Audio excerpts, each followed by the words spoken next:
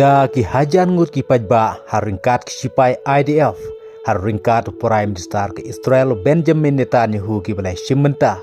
hagas ngi le buram ka ba khaddu yaw sipai jong ki Israel uran jivili ubala syara borno na Israel hadin bawla sya penyap hagas new ter ke risau arjar pulai bala ra borno ya ka mediap yang usya Gaza de ka Hamas ubadai hostage ubah kadu ubala poi syakari Israel. Kumta mentakas ngilaj untep yau daki hajar ngut kisipai ki pajba pat kum juru Prime Minister yang ke Israel u Benjamin Netanyahu ki balai simenta kum ke jingle buram ke bakadu yau ne usipai. Ubadai hostage ubah kadu kaduai ubala wan poi syakari Israel. Bat sedang ban penting pensemi ke Iran ya kari Amerika da bakal sedang ban penher kendit kensan da ki drone mentakasngi syadu syajan badon ka jahatma ka jahat bakit ya ki jetma ka USS Abraham Lincoln ka bala poi mentah sya Middle East sya Persian Gulf haga ba ka Iran kla penher kensan da ki drone pan yid beni ya ka jaka badon ka ne ka jahat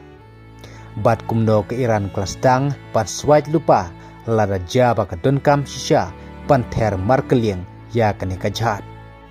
kata hakate katany haka baka Iran klamaham bakan sa pengam sendon ya kane ka jahat lada ka Amerika katang syusdang pan kata ya ka Iran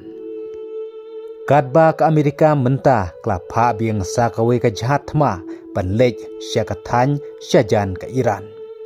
kadba Prime Minister jengkri Israel Benjamin Netanyahu ulamaham lupa bakan no kari kepadang kuak bakan don ke jingyadai bat ke Israel bat kum juru bat ke Amerika kam dai ban yak snok ketilang bat kano kari ke ban sedang ban hirtmaya ke Israel u Presiden jongkari Amerika Donald Trump ulam ham lupa kumne pasa kawe ke jatma menta kepadang halinti banlej syakathan syajan Iran kepadang yaj state menta ya kabala lam khmat da ka USS Abraham Lincoln kabala poi syadu Persian Gulf kumta ke Iran ka deban jubab no kloi ladakan menjur ya ki jingdawa jong ka Amerika ban om stangsyu ya ka nuclear power nuclear missile ban khangdu khangdam no sendon